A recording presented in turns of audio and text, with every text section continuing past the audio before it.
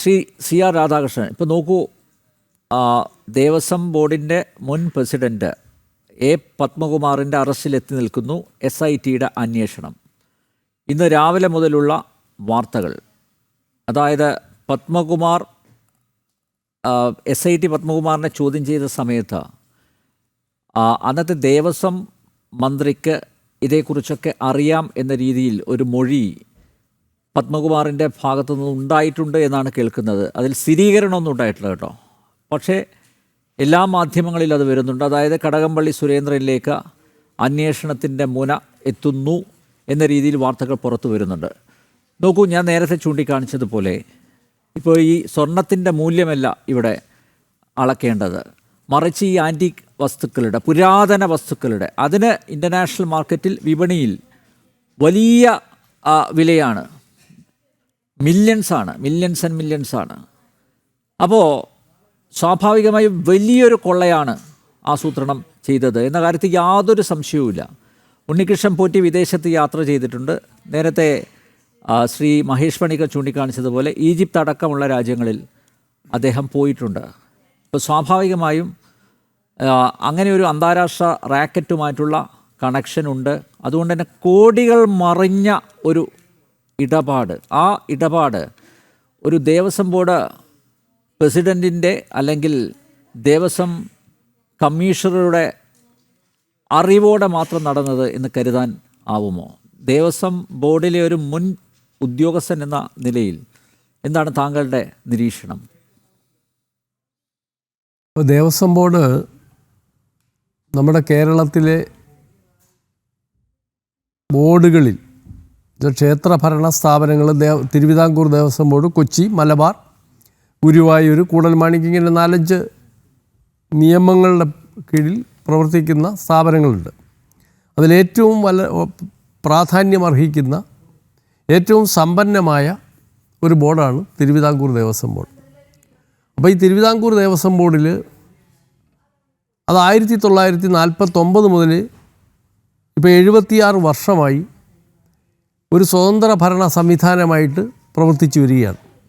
അപ്പോൾ ആദ്യകാലത്ത് രാഷ്ട്രീയ ബന്ധമില്ലാത്ത ആളുകൾ, വലിയ രാഷ്ട്രീയ പക്ഷപാതമില്ലാത്ത ഈശ്വര വിശ്വാസികളായ, സാംസ്കാരിക മേഖലയിലും സമൂഹത്തിലുമൊക്കെ വളരെ വിലമതിക്കപ്പെട്ട ആളുകളാണ് ദേവസ്വം ബോർഡ് പ്രസിഡൻറ്റും അംഗങ്ങളുമായിട്ട് വന്നുകൊണ്ടിരുന്നത്. അപ്പോൾ കാലക്രമത്തിൽ അതിനൊരു വലിയ മാറ്റം ഉണ്ടായി. സ്വാഭാവികമായും ഇവിടെ ഈ ആദ്യം 4 വർഷം, പിന്നീട് 3 വർഷം, പിന്നീട് 2 വർഷം, ഇങ്ങനെ ഈ ഭരണകക്ഷികളുടെ സംസ്ഥാനം ഭരിക്കുന്ന പാർട്ടികളുടെ ഇംഗിതമനുസരിച്ച് ഇത് അമെൻമെൻറ്റ് വരികയും ഓർഡിനൻസ് ഇറക്കുകയും മാറ്റുകയും തിരിക്കുകയൊക്കെ ചെയ്തിട്ടുണ്ട്. പക്ഷേ അവിടെ ഒക്കെ തന്നെ നമ്മുടെ മുമ്പിലുള്ള ഒരു വിഷയം, ഇവർക്ക് നൽകുന്ന പരമാധികാരം. ഇവർ വരുമ്പോൾ ഇവരുടെ കൂടെ വരുന്ന, അല്ലെ ഇവരെ സഹായിക്കാനെന്ന വ്യാജേന വരുന്ന ചില ആളുകൾ ഇവർക്ക് പരമാധികാരമുണ്ടെന്ന് തെറ്റിദ്ധരിപ്പിക്കുക.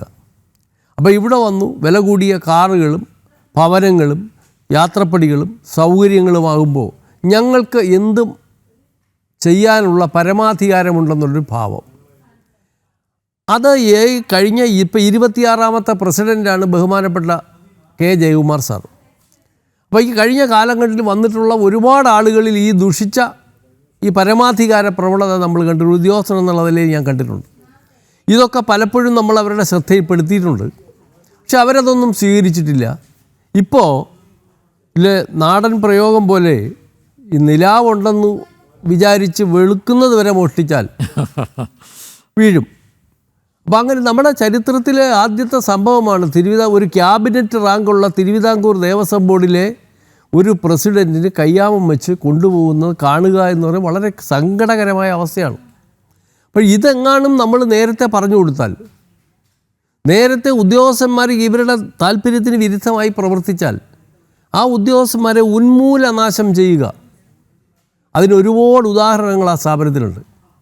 അപ്പോൾ അതാണ് ഇവരുടെ ഈ അമിതാധികാരം, അതിങ്ങനെ പാരമ്പര്യമായി വച്ച് പുലർത്തിയിരുന്ന ഒരു കാര്യമാണ്.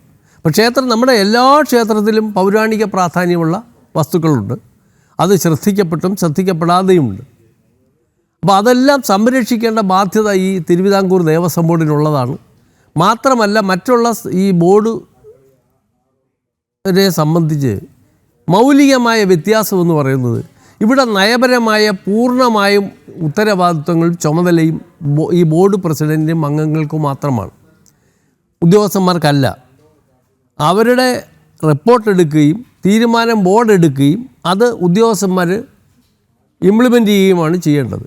അപ്പോൾ പലപ്പോഴും നമ്മുടെ ശ്രദ്ധയിൽപ്പെട്ടിട്ടുണ്ട് ഈ ഭരിക്കുന്ന രാഷ്ട്രീയ പാർട്ടികൾ അവരുടെ സ്വാധീനം, ആവശ്യമില്ലാത്ത സ്വാധീനം പലപ്പോഴും ഈ ബോർഡ് പ്രസിഡൻറ്റിൻ്റെയും മെമ്പർമാരുടെയും മുകളിൽ വരുന്നതും അവർ വഴിതെറ്റിപ്പോകുന്നതും അവർ ഈ സ്ഥാപന ജംഗമ സ്വത്തുകൾ നഷ്ടപ്പെടുത്തുന്നതും ഈ സ്ഥാപനത്തിന് വലിയ തോതിൽ സാമ്പത്തിക നഷ്ടമുണ്ടാക്കുന്നതും ഒക്കെ നമ്മൾ കണ്ടിട്ടുണ്ട്. പക്ഷേ ഇപ്പോൾ ഇതിൻ്റെ പരമകാഷ്ഠയിലെത്തിയിരിക്കുന്നു. ഈ നാക്കും മൂക്കുമില്ലാത്ത ദൈവങ്ങളുടെ വകകൾ എന്ത് തോന്നിവാസത്തിനും ഉപയോഗിച്ചാൽ പെടും എന്ന്. കാരണം ഇത് പലപ്പോഴും നമ്മൾ പറയുന്ന ഒരാവർത്തിയെങ്കിലും ഇതിൻ്റെ ധർമ്മസ്ഥാപന നിയമം വായിച്ചിട്ടുള്ള ഒരു പ്രസിഡൻറ്റും ഒരു മെമ്പർമാരും ഈ അബദ്ധ സഞ്ചാരം ചെയ്യുകയില്ല. പക്ഷെ അത് വായിക്കാൻ തയ്യാറല്ല, അറിയുന്നവർ പറഞ്ഞു കൊടുത്താൽ അവർ സ്വീകരിക്കാനും തയ്യാറല്ല.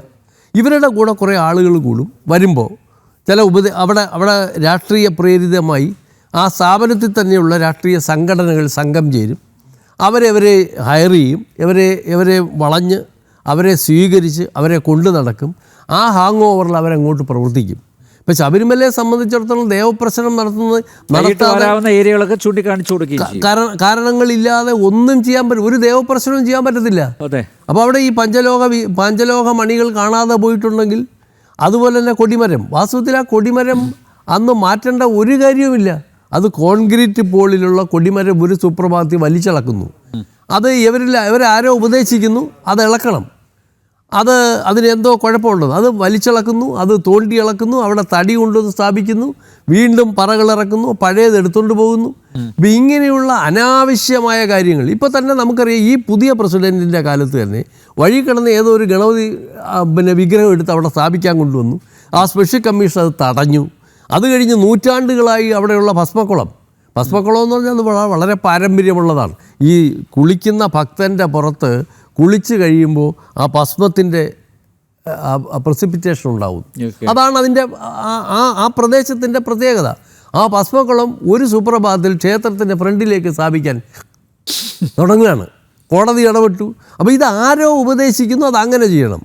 അപ്പോൾ യോഗദണ്ഡ് ഭഗവാൻ ഈ മണ്ഡലം മകരവിളക്ക് കഴിഞ്ഞാൽ അദ്ദേഹം യോഗ അവസ്ഥയിലാണ് ഇരിക്കുന്നത്. അതിനാണ് യോഗദണ്ഡും ഈ രുദ്രാക്ഷമാല അണിയിച്ചാണ് ഭഗവാനെ അവിടെ ഇരിക്കുന്നത്. യോഗനിദ്രയില്ല അദ്ദേഹം അടുത്ത മണ്ഡലം മകരവിളക്ക് കാലം വരെ, തുറക്കുന്നത് വരെ. അപ്പോൾ അത് ഇടയ്ക്കിടയ്ക്ക് എടുത്തുകൊണ്ട് പോവുക. അപ്പോൾ ഇതൊക്കെ ഈ പുതിയ മേച്ചിൽപ്പുറങ്ങൾ അവർക്ക് കണ്ടെത്തി കൊടുക്കുന്നതും. ഇപ്പം യഥാർത്ഥത്തിൽ ഈ ബോർഡ് ഇപ്പോൾ 26ാമത്തെ ബോർഡ് പ്രസിഡന്റ് എന്ന് പറഞ്ഞു, ഇതുപോലുള്ള ഓരോരുത്തർ ചെയ്ത കാലത്തുള്ള ചില കുഴപ്പങ്ങൾ ചിന്തിച്ചാൽ പറഞ്ഞാൽ ഈ സ്വർണ്ണ വിഗ്രഹങ്ങൾ, ഈ ദ്വാരപാല വിഗ്രഹങ്ങൾ ഒന്നുമേ അല്ല.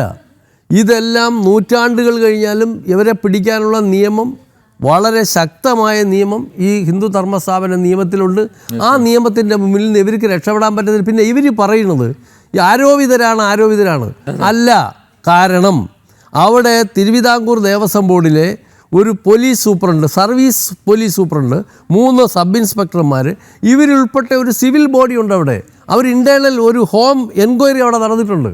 ആ ഹോം എൻക്വയറിയിലെ റിപ്പോർട്ടുകളിൽ വളരെ വിശദമായി ഇത് എന്തൊക്കെയാണ് സംഭവിച്ചത്, ആർക്കൊക്കെയാണ് ഇൻവോൾവ്മെൻ്റ് എന്ന് ക്ലിയറായിട്ട് പറഞ്ഞിട്ടുണ്ട്, എപ്പോഴൊക്കെയാണ്.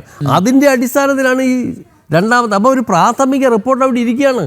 ഈ പ്രാഥമിക റിപ്പോർട്ടിൻ്റെ അടിസ്ഥാനത്തിലെടുത്ത നടപടികൾ ആരോപണമാണ്, അങ്ങനെയാണെന്ന് എങ്ങനെ തള്ളിക്കളയാൻ പറ്റും? അതും ആരാണ് പ്രാഥമിക അന്വേഷണം നടത്തിയത്? സംസ്ഥാന സർക്കാരിൻ്റെ ഒരു സീനിയർ സൂപ്രണ്ട് ഓഫ് പോലീസിൻ്റെ ഇതിലുള്ള ഒരു ഡെപ്യൂട്ടേഷനുള്ള ഒരു പോലീസ് സൂപ്രണ്ട്, ആ 2-3 സബ് ഇൻസ്പെക്ടർമാർ, അവരുടെ പോലീസ് പേഴ്സണൽസ്, ഇവരെല്ലാം കൂടെ നടത്തിയ എൻക്വയറി, പ്രാഥമിക എൻക്വയറി, ഹോം എൻക്വയറി എങ്ങനെയാണ് തെറ്റെന്ന് നമ്മൾ പറയുന്നത്? അതൊക്കെ ഇപ്പോൾ ഓരോ കാര്യത്തിന് വേണ്ടി ഇത് നമ്മൾ പറയുമ്പോഴല്ല, ഓരോ കാര്യത്തിലും ബോർഡ് ഭരിക്കാൻ വരും, രാഷ്ട്രീയ പക്ഷപാതം വരും. ഇതുമാത്രമല്ല, ഈ ഓരോ ഫെസ്റ്റിവൽ കാലത്തും ഈ തിരുവിതാംകൂർ ദേവസ്വം ബോർഡ് അച്ചടിക്കുന്ന കോടിക്കണക്കിന് രൂപയുടെ ശബരിമല വിൽക്കാൻ വേണ്ടി തയ്യാറാക്കുന്ന ഡയറികൾ എത്ര ലക്ഷം രൂപയ്ക്കാണ് പുറത്തു പോകുന്നതെന്ന് അവിടെ കൾച്ചറൽ ഡിപ്പാർട്ട്മെൻറ്റിലെ ഒരു റെക്കോർഡുണ്ട്, അത് പരിശോധിച്ചാൽ മനസ്സിലാവും. ശബരിമലയിലെ ഈ ഗസ്റ്റുകൾക്ക് അല്ലെങ്കിൽ തീർത്ഥാടകർക്ക് കൊടുക്കുന്ന മുറികൾ, അവിടെയുള്ള ഫെസിലിറ്റികൾ ആരെല്ലാം സൗജന്യമായി എത്ര കോടി രൂപയ്ക്ക് ഉപയോഗിക്കുന്നു എന്ന്, അവിടെ വിൽപ്പനയ്ക്കുള്ള പ്രസാദങ്ങൾ അത് എത്ര കോടി രൂപയ്ക്ക് അല്ലാതെ പോകുന്നു എന്ന് ഒരു വിശദമായ പരിശോധന നടത്തിയാൽ ഇത് നമ്മൾ പറയുന്നതിനേക്കാൾ അപ്പുറമുള്ള പ്രശ്നങ്ങൾ അവിടെ നമുക്ക് കാണാൻ പറ്റും. എന്നാൽ ഈ കാലഘട്ടത്തിൽ ഈ സ്ഥാപനത്തിൻ്റെ സ്ഥാപന സ്വത്തുകൾ സംരക്ഷിക്കാനുള്ള നടപടികളുണ്ടോ? അതുമില്ല. ക്ഷേത്ര വസ്തുക്കൾ അന്യാധീനപ്പെട്ടാൽ നോക്കാനാളില്ല, അത് അവിടെ പൂജകൾ മുടങ്ങിയാൽ ചോദിക്കാൻ ആളില്ല, അവിടെ ഉദ്യോഗസ്ഥന്മാരെ വരാതിരുന്നാൽ ചോദിക്കാൻ ആളുകൾ, അവർക്കതൊന്നും ഒരു വിഷയമേ അല്ല. അവരവരുടെ വഴി കൂടി ഇങ്ങനെ പൊയ്ക്കൊണ്ടിരിക്കുന്നു. ഇപ്പോൾ വളരെ ഗൗരവം, നമുക്ക് സങ്കല്പിക്കാൻ പറ്റാത്ത തരത്തിലാണ് ഇപ്പോൾ കാര്യങ്ങൾ മറിഞ്ഞിരിക്കുന്നത്. ഒരു തിരുവിതാംകൂർ ദേവസ്വം ബോർഡ് ക്യാബിനറ്റ് റാങ്കുള്ള ഒരു ദേവസ്വം ബോർഡ് പ്രസിഡൻറ്റ് ഈ കൈവിലങ്ങണിയിച്ച് റോഡിൽ പോവുക എന്ന് പറഞ്ഞാൽ എന്തൊരു സങ്കടപരമായി, എന്തൊരു നമുക്ക് നമ്മൾ ഈ നാടാണ്. അല്ല, അദ്ദേഹത്തിന് ഒരു ജാള്യതയില്ല. ഇന്നലെ സംഭവങ്ങൾ നമ്മൾ പത്മകുമാറിനെ വൈദ്യപരിശോധനയ്ക്ക് കൊണ്ടുപോയപ്പോൾ അദ്ദേഹം ചിരിക്കുകയാണ്. അദ്ദേഹം അപ്പോൾ അല്ല, അതിപ്പോൾ അദ്ദേഹം തെറ്റ് ചെയ്തിട്ടില്ല, അദ്ദേഹം രക്ഷപ്പെട്ടു വരട്ടെ. പക്ഷേ വിഷയം അതല്ല. ഇവരൊക്കെ നിങ്ങൾ എന്താണ് പറയുന്നത്? ഈ തിരുവിതാംകൂർ ദേവസ്വം ബോർഡിൻ്റെ ഫണ്ട് വിനിയോഗിക്കുന്ന കൃത്യമായി സ്റ്റാറ്റ്യൂട്ടുണ്ട്, നിയമമുണ്ട്. ജീവനക്കാരുടെ പ്രോവിഡൻറ്റ് 150 കോടി എടുത്ത് ബാങ്കിൻ്റെ ഷെയർ വാങ്ങിച്ചിട്ട് അവിടുന്ന് കമ്മീഷൻ മേടിച്ചുകൊണ്ട് പോയിട്ടുണ്ട്. ഇതൊക്കെ അന്വേഷിച്ചാൽ ഇത് അകത്തുപെടും. അല്ല സാർ, ഓഡിറ്റിംഗ് നടക്കും. ഇതൊന്നുമല്ല. ഈ ഓഡിറ്റിങ്ങും ഇത് കൃത്യമായിട്ട് വന്നാൽ ഇവിടെ സർപ്ലസ് ഫണ്ടുണ്ട്. അത് ഈ 1950 ആരംഭിച്ചതാണ്. ഈ സ്ഥാപനം സിങ്ക് ചെയ്യാൻ പോയാൽ, മുങ്ങാൻ പോയാൽ അതിനു വേണ്ടി ഉണ്ടാക്കിയതാണ് സർപ്ലസ് ഫണ്ട്.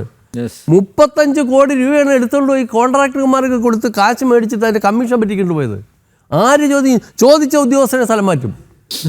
ഈ ഫയലിൽ നോട്ട് ഇതെടുക്കാൻ പാടില്ല, ഇത് കോടതിയുടെ കൺട്രോളിലുള്ള സിങ്കിങ് ഫണ്ടാണ്, ഇമാതിരി കാര്യങ്ങൾ എടുക്കാൻ പാടില്ലെന്ന് പറഞ്ഞാൽ ഉദ്യോഗസ്ഥൻ 5 മിനിറ്റിനകം സ്ഥലം മാറ്റപ്പെടും.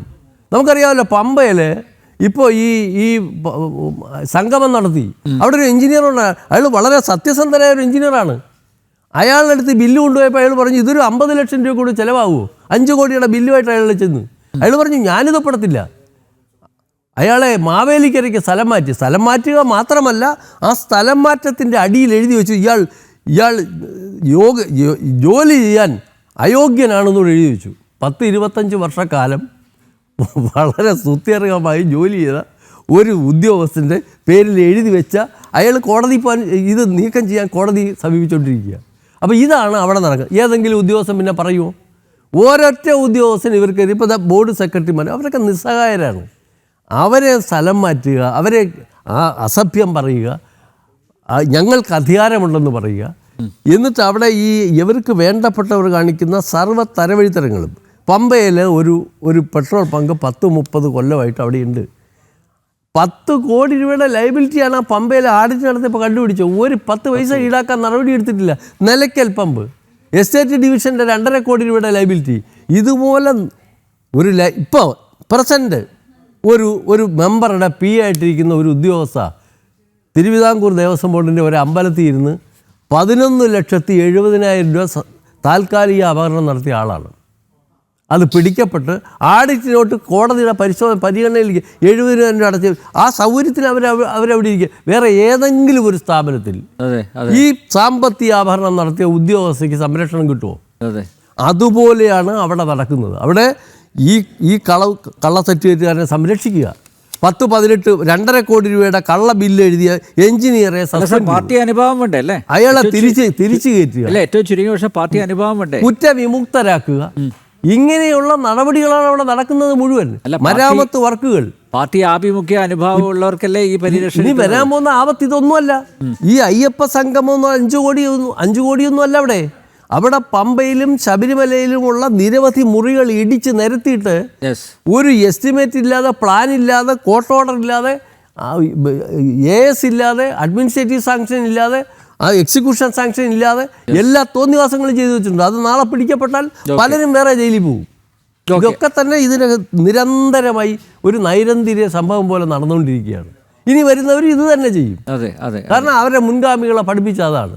അപ്പം എന്തായാലും ഇത് ഈ ശബരിമല ഈ ദ്വാരപാല വിഗ്രഹങ്ങൾ അയ്യപ്പൻ ഒരു അനുഗ്രഹമായിട്ടാണ് ഞാൻ കാണുന്നത്. കാരണം ഇതിനകത്ത് കഴിഞ്ഞ കാലത്തും ഈ പിൽക്കാലത്തും ഇനി വരാൻ പോകുന്ന കാലത്തും നടക്കുന്ന കൊള്ളയെപ്പറ്റി ഒരു അവലോകനം, അല്ലെങ്കിൽ ഹിന്ദുക്കൾക്ക് ഈ രാജ്യത്ത് ഈ അമ്പലങ്ങൾ ഉപയോഗിക്കുകയും അവിടെ മനസമാധാനത്തിന് എത്തുകയും ചെയ്യുന്ന ഈശ്വര ഭക്തന്മാരായ ഹിന്ദുക്കൾക്ക് അവർക്കൊരു തിരിച്ചറിവുണ്ടായിരിക്കുന്നു. ഈ തൊഴിൽ മാത്രമല്ല, ഇതും അവരുടെ ഉത്തരവാദിത്തം ബോധമുണ്ടായിരിക്കുന്നു എന്നാണ് ഇതൊരു വലിയ സൈനായി നമുക്ക് കാണാം. Yes yes